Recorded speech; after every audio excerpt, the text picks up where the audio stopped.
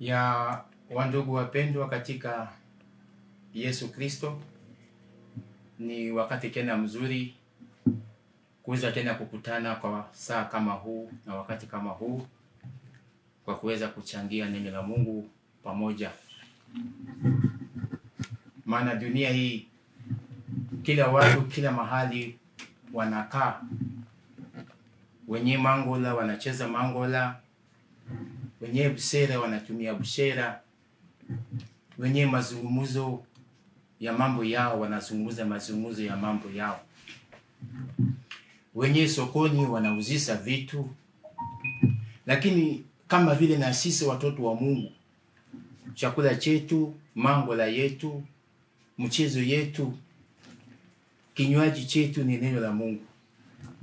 Yani huwezi kufurahia kupitiza siku mzima bila wewe kusikia na kukalia neno la Mungu linasema nini. Ndio mazungumzo yetu. Watu wengine wanazungumza corona, lakini watoto wa Mungu wanazungumza neno la Mungu linasema nini. Maana neno la Mungu ni zaidi ya corona, ni zaidi ya matatizo na magumu. Tunataka kushukuru Mungu juu ya Mahoro TV ambao kijana wetu James Maniraguha anayesimamia. Tunashukuru sana kwa utoaji wao kuleta nafasi kusudi injili ya Mungu ziendelee mbele. Wewe usikie na ule asikie, sisi sote tusikie. Kwa hiyo wakati ambapo tumefika wakati ya janga la majaribu, vitu yote imekuwa lockdown, watu wanakaa kwa manyumbani, lakini hata katika nyumbani tunakaa, tunakula, tunazungumuza. Je, kama tukipata nafasi ya kusikia neno la Mungu, naye ni furaha kubwa sana. Kwa hiyo tutaomba Mungu ili tupate nafasi ya kuweza kuchangia neno kidogo kwa jioni ya leo. Baba, katika jina la Yesu, tunasifu jina lako tena kwa wakati huu, maana saa zote ni saa zako. Ikawa asubuhi, ikawa saa sita, ikawa jioni, ni yako. Wewe ndio uliumba kwa ajili yako. Asante kutupa nafasi ya kuweza tena kukutana na wandugu wapendwa wanayenitazama, wanayenisikiliza, watoto wako. Hii ni wakati yetu sasa. Wale wengine wanafanya vyao, maana wanaona ni faida kwao, lakini watoto wako wanapenda kuchangia neno la uzima, neno ambayo inafufua, neno ambayo inajenga, neno ambayo inatufariji na tupatia nguvu katika safari. Bariki Mahoro TV na anayesimamia hii Mahoro TV, Baba umwezeshe, maana si rahisi. Mahali pengine uende ubiri injili lazima itapendeka utoe sehemu fulani ya pesa, lakini kijana ametoa kwa bure, injili ipambe moto. Umubariki Baba, maana amesema kila anapopoteza kwa ajili ya injili atapokea mara 100. Baba, acha apokee, mubariki na familia yake na watoto wake. Kinyume ya mapenzi zako tunakemea katika jina la Bwana wetu Yesu Kristo. Asante Mungu, tuna imani kwamba neno hii itatujenga katika safari zetu za kuelekea mbinguni. Katika jina la Yesu Kristo ndio Bwana mwokozi wetu tunaomba hivi. Amen. Neno letu la asubuhi leo ni kusema kwamba nitageuza huzuni wenu kuwa furaha. Huzuni wenu itageuka. Yesu alikuwa anaongea kwa wanafunzi kwa ile wakati, lakini hii neno hapa inakuja kwangu na wewe, maana wewe ni mwanafunzi wa Yesu. Neno la Mungu iko pale kwa ajili ya waaminifu yote, wenyewe wanaompenda, wenyewe walimkubali, wenyewe walipata ubatizo, wenyewe wanaamini. Neno la Mungu liko kwa ajili yao na iko kwa ajili yako kwa siku hii ya leo, kwamba nitageuza huzuni yenu kwa furaha. Tunaposoma Yohana 16 mstari yake ya 12, Yesu siku moja alikaa na wanafunzi wake na akawaambia, amini amini nawaambia nyinyi, mtalia na kuomboleza, bali ulimwengu utafurahi. Mnapolia na kuomboleza, ulimwengu itafurahi. Dunia tunapoishi ndani, shida zako ni furaha kwa mwingine. Mnapolia, lakini kuna wengine wanafurahi. Tuone. Si walisema ni waaminifu, walisema ni Wakristo. Tuone. Yesu alikaa na wanafunzi wake, alitambua dunia tunapokaa ndani. Shida zako ni furaha kwao. Shida zako ni mazungumzo kwao. Shida zako ni kukaa kwao makao wanapanga juu yako. Lakini Yesu hapa akimwambia wanafunzi wake, amini, ijapo dunia watacheka, kulia kwenu na kuomboleza kwenu, bali nyinyi mtalia na kuomboleza, bali ulimwengu utafurahi. Nyinyi mtahuzunishwa, lakini huzuni yenu utageuka kuwa kwa furaha. Yesu akihimiza wanafunzi wake, huzuni wenu nitayageuza, itakuwa kwa furaha. Watabaki hapo na haya. Dunia tunapoishi ndani ni zoruba. Kulia yako ni furaha kwao. Ugonjwa kwako ni furaha kwao. Kufukuzwa kwako nyumbani ni furaha kwao. Dunia tunapokaa ndani. Ukikohoa sahi shida, umebeba corona. Dunia tunapokaa ndani. Wewe jaribu kukohoa hapo fasa na kaa kwa sokoni wapi? Watakuchotea mkono. Lakini Yesu akasema nitayageuza huzuni yenu. Jambo ya kufurahisha, jambo ya tumaini. I'll return. Hapa kwa Kiingereza hapa nasema 16:20, I'm telling you the truth, you will cry and weep, but the world will be glad. You will be sad, but your sadness will turn into gladness. This future hope of God for his people. No matter we are passing through difficulties at this moment, at this particular time, it's just for a moment. But who is talking? Who is comforting us? Who is giving us courage? Jesus Christ. He was together with his disciples. Na leo yuko pamoja na sisi kutupatia nguvu, akasema hapana, nitageuza. Shida zako litageuka. Magonjwa yako litageuka. Kulia yako litageuka. Atakupangusia machozi. Huyu Yesu ambao anaposema yuko naongea na mimi na wewe leo jioni ya leo. Pale wanafunzi walisikia furaha. Pale akaendelea kusema ya 21 akasema, mwanamke azaapo yuna huzuni kwa kuwa saa yake imefika. Kwa nini ni kama maumivu ya mwanamke imefika kuzaa. Hata aliyokuwa bwana yake hiyo wakati mwanamke hawezi kujua. Labda atatukana, labda maneno mingi. Yani mimi maumivu imezidi. Saa imefika ya kwenda kwa leba. Saa imefika. Ndio Yesu alifananisha na mateso ya wanafunzi ambao watapitia ndani, ni kama vile mwanamke amefika kwa wakati yake ya kwenda kuzaa. Ndio amesema mwanamke azaapo yuna huzuni kwa kuwa saa yake imefika, lakini akisha kuzaa mwana haikumbuke tena ile dhiki, kwa sababu furaha ya kuzaliwa mtu ulimwenguni, sababu ya kuzaliwa mtoto amezaliwa. Mama tena hawezi kujua ile maumivu ambayo ilipokuwa. Atakuwa na furaha maana amepata baby, amebeba baby katika mkono yake. Yesu alikuwa anafananisha mateso ambapo wanafunzi wanavyopitia ndani katika ulimwengu ya giza, ulimwengu huo mauti ambao tunavyopitia ndani. Yeye peke yake Yesu ndio anaweza kutufurahisha. Anaweza kukufurahisha, kukupangusia machozi. Maana alisema nitageuza.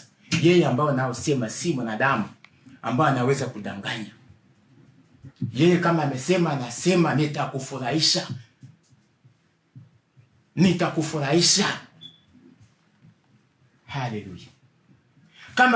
Kama vile mama akisha kuzaa mtoto hakumbuke tena lile dhiki alivyopitia ndani, ila furaha anaita, unasikia happy birthday, wanafurahi, mama nasikia kicheko, na hiyo kicheko ambapo Yesu amesema liko kwako mwaminifu na kwangu ambao nilipomwamini, kwamba atageuza. Yeye yuko pale kugeuza huzuni yako, kugeuza mateso yako, kugeuza shida zako. Usione shida zako kuwa mkubwa. Jua kwamba Yesu ni mkubwa kuliko ile shida ambayo unapopitia ndani. Na kama amesema atatimiza kwako. Atatimiza kwako kwa nyumba zako. Atakutimiza. Jipa moyo. Tunaposoma pale kitabu hiyo tu ya 33, kitabu ya Yohana hiyo 16:10 nasema, hayo nimewaambieni mupate kuwa na amani ndani yangu. Kwa nini Yesu anaendelea kusema hiyo neno kwa wanafunzi wake? Alijua dunia tunavyokaa ndani, kuko dhiki, kuko mateso. Lakini ninawaambia nyinyi ili mupate kuwa na amani kupitia mimi Yesu. Amani yako iko kwa Yesu. Furaha yako iko kwa Yesu. Acha kugeuzie huzuni, akugezue hiyo sura ya kukunjana, ageuze akupe hiyo furaha. Sikia nguvu. Hiyo haiko mwanzo ya mateso katika ulimwengu. Mateso ngapi ambao umepita ndani Kongo? Mateso ngapi ambao umepita ndani Uganda? Mateso ngapi ambao umepita ndani tangia ulizaliwa mpaka leo? Nani alikuwa anakupigania? Ni Mungu. Ni Yesu Kristo. Ndio hapa amesema kwa 33, haya nimewaambieni mupate kuwa na amani ndani yangu. Ulimwengu munayo dhiki, lakini jipeni moyo, mimi nimeushinda ulimwengu. Yesu anasema jipa moyo. Dada zangu katika Kristo, tujipe moyo. Maana Yesu kama alishinda dunia, na wenyewe wanamwamini, atawashindania. Atakushindania wewe. Tayari amesema tushindania.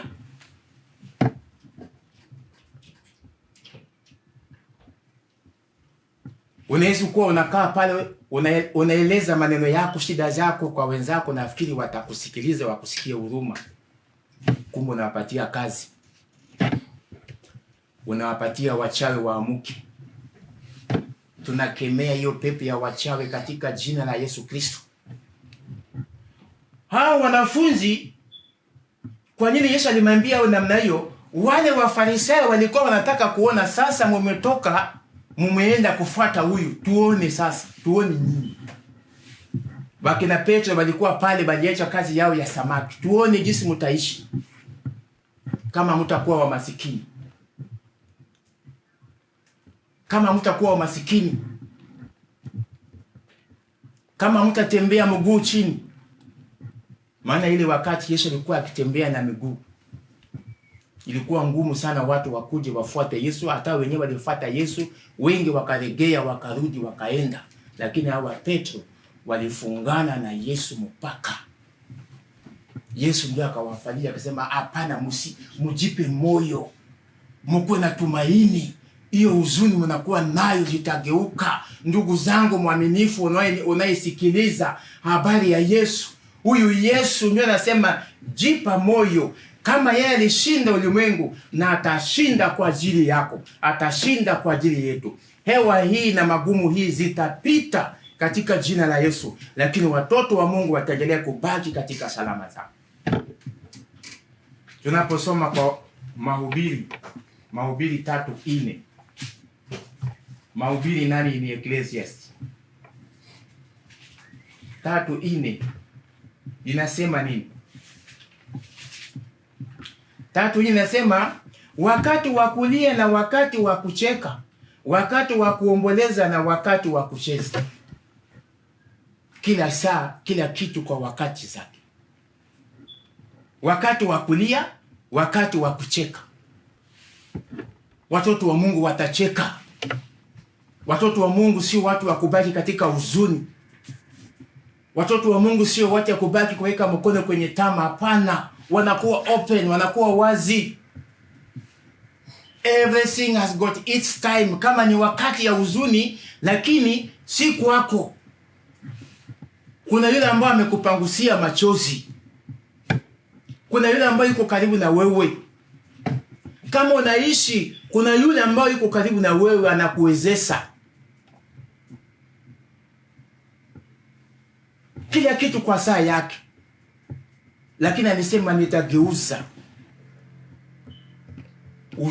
huzuni wenu, nitageuza kulia yenu, nitageuza magonjwa, nitageuza umasikini, nitageuza. Maana kila kitu kwa saa zake. Tuko karibu kumaliza. Tutasoma Mika sura yake ya 7 mstari wa 8. Tutaendelea mpaka 10. Mika ni kitabu moja kidogo kule. Ukitoka kwa Yona, ukitoka kwa Amos unafika kwa Yona, alafu unafika kwa Mika. Ukitoka kwa Mika unaenda kwa Nahum. Nasema hivi kusudi ukue haraka kupata hiyo fasi. Mika hapa liko natuambia sisi nini? Kuhusu nitageuza huzuni yenu, litageuka kuwa katika furaha. Kitabu ya Mika.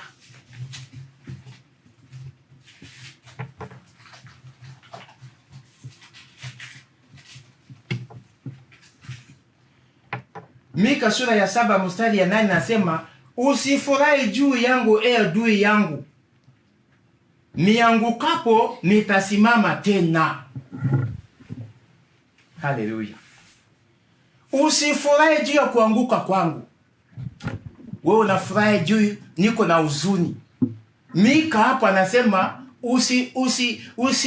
usishangilie, usipigie mkono. Usishangilie kwa watoto wa Mungu.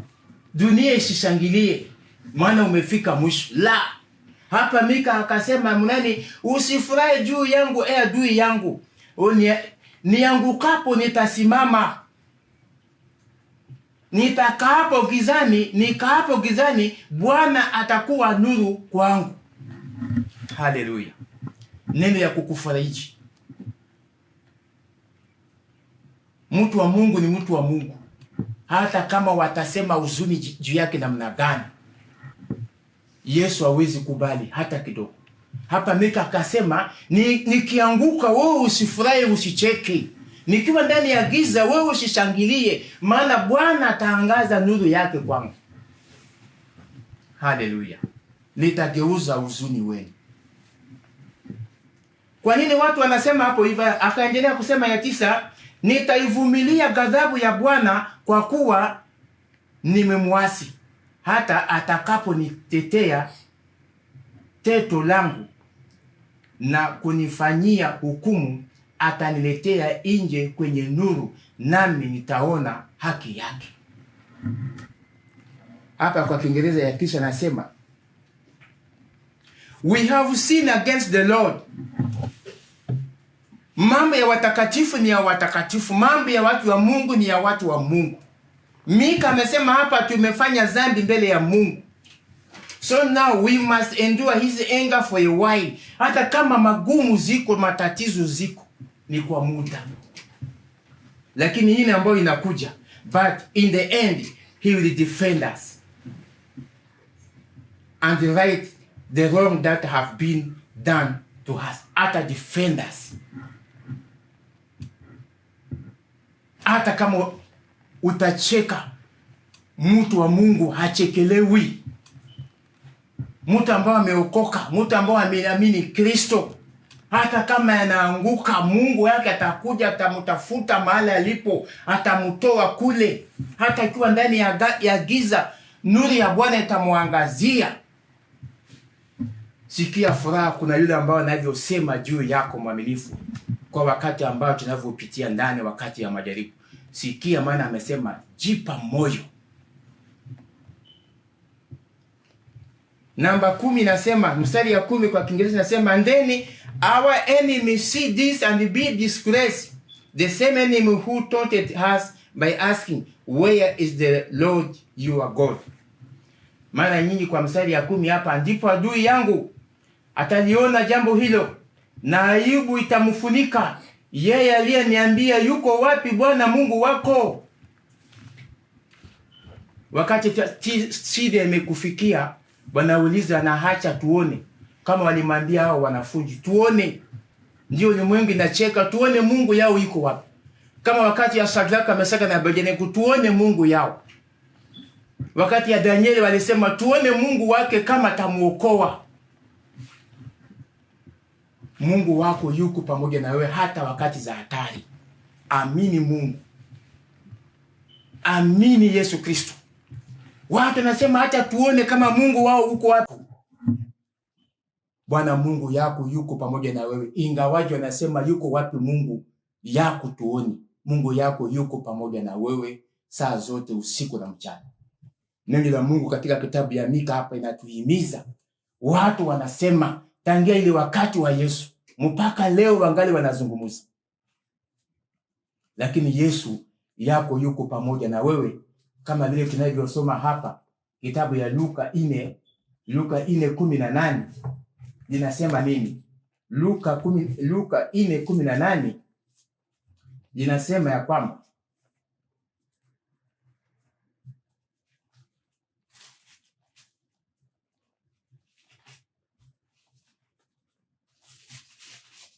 Luka 4:18 linasema, sikia neno la Bwana, sikia neno la Yesu Kristo.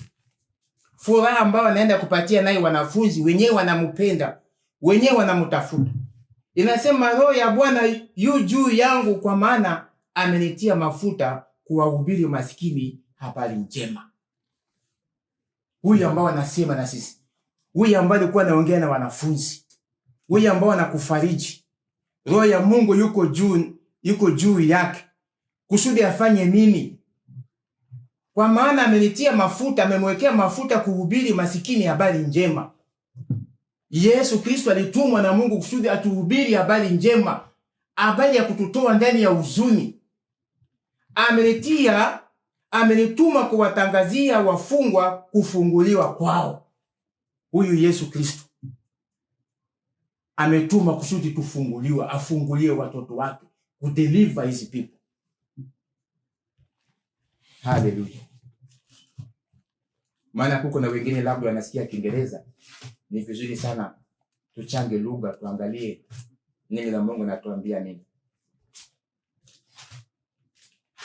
Luka 4 mstari yake ya 18 kwa Kiingereza hapa nasema, The Spirit of the Lord is upon me, because he has chosen me to bring good news to the poor. What kind of good news? He has sent me to proclaim liberty to the captive and to recovery of sight to the blind, to see free the oppressed, and announce that the time has come when the Lord will save his people. Saa imefika ili kusudi Mungu aokoe watoto wake. Maana Roho ya Mungu yuko juu yake. Ndio kusudi Yesu Kristo alitumwa. Wenyewe walifungwa, wenyewe katika huzuni, wenyewe katika mateso, wafunguliwe. Wewe pamoja na mimi tufunguliwe, tusikie uhuru katika Bwana wetu.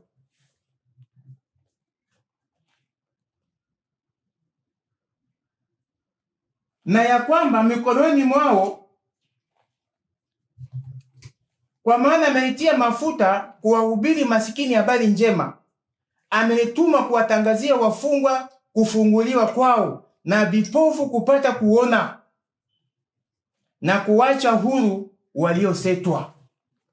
Huyu ni Yesu Kristo, mwenye ataleta furaha, mwenye ataleta kicheko. Maana amesema Roho ya Bwana yu juu yake, amemtuma na Mungu amempaka mafuta kusudi akuje kuhubiri habari njema kwako pamoja na mimi. Wale ambao waliofungwa wafunguliwe. Acha Mungu akufungue katika mawazo, katika mafikiri zile mabaya. Mungu akufunguliwe. Mungu akupatie kicheko.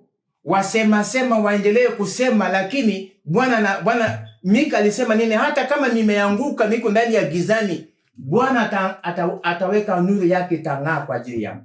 Acha nuru ya Bwana ikung'are mbele yako, wewe Mkristo ambao unanifuata. Jipa moyo, jua kwamba huzuni yako, mateso yako Mungu atayageuza, itakuwa kwa furaha, na utasimama, utashuhudia makuu ya Yesu Kristo katika maisha zako. Acha Mungu akubariki kwa hii neno hii kidogo ya kwamba Mungu atageuza huzuni wetu katika furaha, katika kicheko. Maana yeye ambaye anaposema Roho ya Mungu yuko juu yake, Roho ya Mungu yuko juu yake, amempaka mafuta, Mungu amemtuma akuje ahubiri habari njema, amemtuma kutangaza wafungwa kufunguliwa kwao na vipofu wapate tena kuyaona. Mungu akusaidie, akupe nguvu kwa wakati huu ya zoruba, wakati huu ya magumu ambayo tunavyopitia ndani. Jua kwamba Yesu yuko upande wako, akusaidie, akupiganie, akupitize katika magumu yote. Acha tufunge macho yetu tupate kuomba. Baba, katika jina la Yesu, asante Papa kutupa wakati kwa Mahoro TV, kutupa wakati ya kuweza kuongea neno lako. Mara nyingi katika dunia tunakaa na huzuni, tunapokosa kitu, tunapolala njaa, kama hii wakati ya zoruba za magonjwa, kila mtu yuko na mawazo na mafikiri.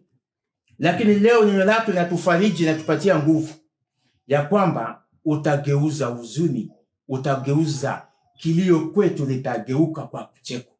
Geuza kilio ya huyu mama, geuza kulia ya huyu ndugu anayenitazama na kunisikiliza. Geuza kilio ya uaminifu yako wa Kristo popote walipo. Wajue kwamba wewe uko pamoja nao kila wakati na kila saa. Bariki ndugu wetu vile James kwa Mahoro TV hii Papa. Maana amefungua njia wazi kusudi injili wako ipambo moto. Kuko watu wako kule wanahitaji neno lako, Mungu wa majeshi. Asante kwa kujitoa kwake, Mungu endelea kumbariki. Ewe ndugu Mkristo anayenisikiliza wewe katika huzuni, katika kilio, katika mawazo, nitakula nini, nitavaa nini? Biblia inasema msiwe na shaka mtavaa nini. Yeye anajua. Yeye yuko pamoja na wewe, akusaidia, akupiganie. Tunaombea ugonjwa ya kichwa, ya miguu, ya tumbo inapoendelea kusumbua wewe. Mara nyingi ulikuwa nakaa na huzuni, unajifikiria watoto wako, unafikiria maisha itakuwa namna gani, lakini jua kwamba yeye amesema nitageuza huzuni wenu katika furaha. Nani amesema? Si mimi Joseph, lakini neno la Mungu linasema, na Mungu kila wakati anakuwa nyuma ya neno lake. Kila ambao anasema lazima apate kutimiza katika tendo. Acha Mungu akusaidie, Mungu akuwezeshe, Mungu akupe nguvu, Mungu aendelee kukufariji. Simama imara, usitingizike kwa ajili ya zoruba hii ambayo imekuja. Zoruba hii hakuanzikana leo. Zoruba ni ya zamani, imekuja. Ilipata Wakristo wengi. Kwa nini wao Wakristo waliendelea? Waliendelea maana walikuwa na roho ya uvumilivu, walikaa ndani ya neno la Mungu katika maisha zao. Mungu akuwezeshe, akusaidie. Wenyewe wanaposafiri safari mbali, Mungu awaongoze. Wenyewe wameleza katika hospitali, tunawaombea Mungu uponyaji. Wenyewe katika gereza, tunaombea Mungu aendelee kuwasaidia. Wenyewe walikuwa na machozi, Mungu aendelee kuwapangusia machozi kwa mchana hii ya leo. Asante Mungu, tunakusifu, tunakemea pepo mabaya ya shetani ikome na kushindwa katika jina la Bwana wetu Yesu Kristo. Baba, tuko na furaha, tunasikia ushindi, maana wewe uko upande wetu. Tunaomba na kuamini kwamba umesikia maombi yetu na kubariki kupitia jina la Yesu Kristo, tukisema hivi. Amen. Mungu awabariki sana kwa jina la Yesu Kristo. Tutazidi tena kuonana, Mungu akipenda. Amen.